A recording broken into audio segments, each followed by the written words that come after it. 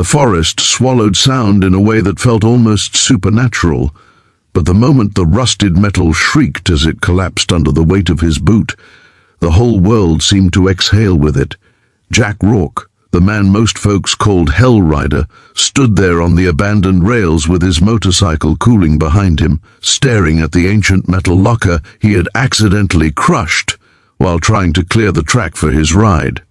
It was twisted open like a wounded beast, spilling relics older than his father's memories, photographs curling at the edges, a leather satchel decaying into the moss, letters yellowed to a brittle whisper, war medals, rust-bitten tools, and something that looked like a pocket journal wrapped in a cloth that time itself had nearly erased. Jack didn't know why, but in that moment, something unseen seemed to grab his chest, something heavier than metal, older than rust, and far more powerful than the fearsome reputation he had built as a biker no one messed with. If you believe in kindness, second chances, and the power of unexpected moments, make sure to like, comment, share, and subscribe. It truly helps the channel grow and keep stories like these alive. Jack had come here to outrun his own thoughts, the ones that chewed at him every night after he tucked his little girl Annie into bed. He was a single father now, not by choice, never by choice, and every mile he rode was an attempt to outride the guilt that came from not having saved the woman he loved. The accident had taken her fast, unfair, leaving him with a toddler who cried for her mother for months. Jack had been strong on the outside, leather and grit, but inside he was splintered wood held together by habit and obligation. He rode when he couldn't cry. He worked when he couldn't sleep, and he kept every promise he made to Annie, even when it broke him in the process. Maybe that was why he noticed the little things in the locker, things most people would have kicked aside as garbage. There was a photograph of a man in a military uniform, stiff and proud, and beside him a woman holding a newborn.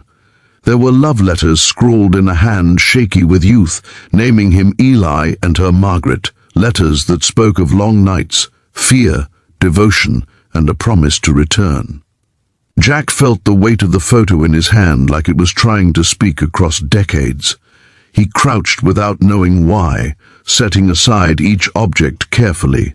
His hands were rough, tattooed, scarred, hands that had rebuilt engines and thrown punches and held a dying wife at the roadside, yet they softened now as he touched the pieces of these strangers' lives.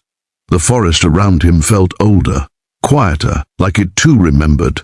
At the very back of the locker, wrapped in what remained of a wool cloth, Jack found the journal. The pages were stained and fragile, but the writing was still there, telling the story of a young man drafted into a war he didn't believe in, fighting for a country that barely knew he existed, and dreaming only of coming home to the family he had barely begun. It wasn't the story of a soldier, it was the story of a father. One entry near the end was so raw, Jack felt the ache of it in his teeth. If this journal finds my son or grandson someday, may they know I fought not to be a hero, but to keep my family safe. If I don't return, let this be my apology and my love. Jack sat back on the old rails, stunned. This locker wasn't gang loot, it wasn't treasure. It was a time capsule of a man trying desperately to hold on to hope. Maybe the locker had been hidden by friends in the local biker group Eli once rode with, the original Hell Riders, long before Jack's generation ever patched in. Maybe they had planned to save it for him upon return. Maybe he never came home. As Jack read page after page, something inside him cracked open. The man who had been so numb began to feel again. Not the sharp pain of loss he'd tried to bury, but something gentler. Something like understanding. He realized that across time, two fathers were speaking to each other without ever having met. Eli had feared not being enough. He had feared dying too soon. He had feared leaving his child behind. Jack knew those fears intimately. He lived with them every day.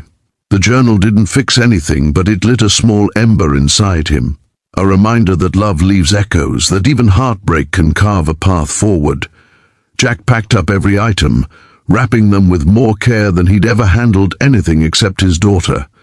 He felt compelled, no, obligated, to find out who Eli's descendants were, to return what had been lost for nearly a century. He spent days searching through old county records, riding miles, asking questions at veterans' halls, libraries, and retirement homes. And each mile, each conversation, each scrap of information strengthened something in him he thought he'd lost the night his wife died. Purpose. Finally, he found her.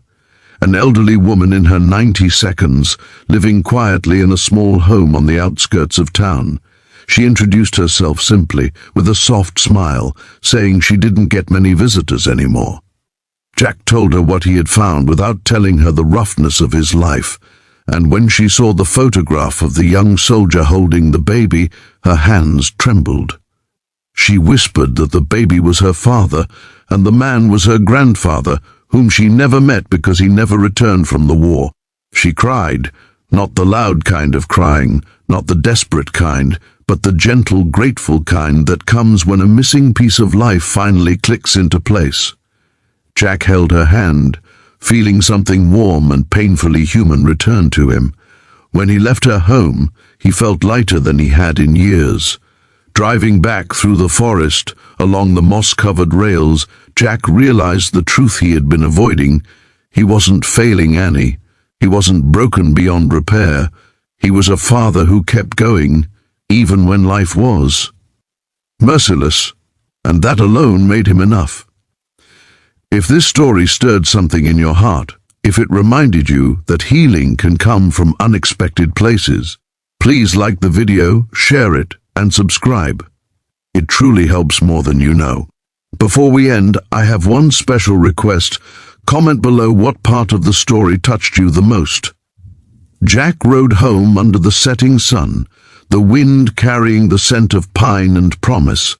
He opened the door to Annie's laughter, lifted her into his arms, and for the first time in a long while, he felt not like a man haunted by loss, but like a father guided by love, just as Eli had hoped his own family someday would be.